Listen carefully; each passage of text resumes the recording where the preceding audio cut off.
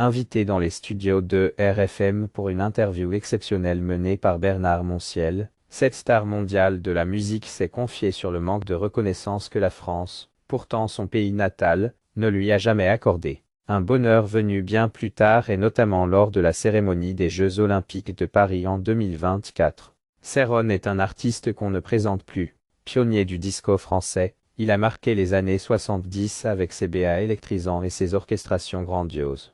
Percussionniste de génie, il a également révolutionné le genre avec des titres mythiques comme Supernature et Love in C minor, influençant des générations d'artistes, de Daft Punk à LCD Soundsystem. Très célèbre outre-Atlantique où il a bâti une carrière gigantesque en travaillant notamment avec des superstars comme Michael Jackson et sa sœur Latway, Neil Rodgers, Paul McCartney ou encore les Daft Punk, celui dont la mère avait avorté avant sa naissance s'est hissé en tête des charts du monde entier. Partout.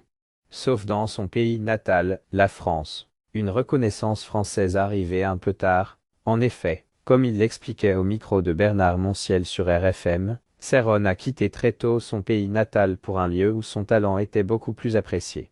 Pourquoi tu avais quitté la France? Lui demande alors le chroniqueur de Touche pas à mon poste.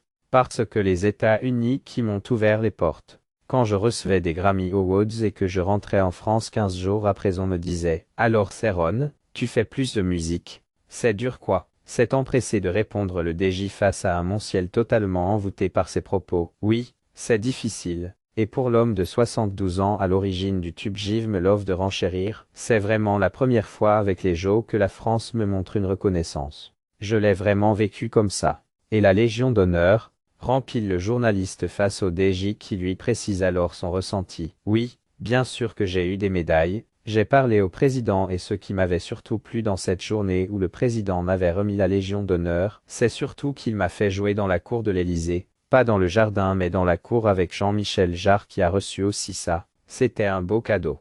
Mais c'était un événement privé, c'était pas grand public, c'est pour ça que l'émotion avec les Jeux a été beaucoup plus forte, c'était plus important pour moi. Une reconnaissance qui arrive donc sur le tard pour l'artiste aux 50 ans de carrière et aux 30 millions d'albums vendus. Mieux vaut tard que jamais, non.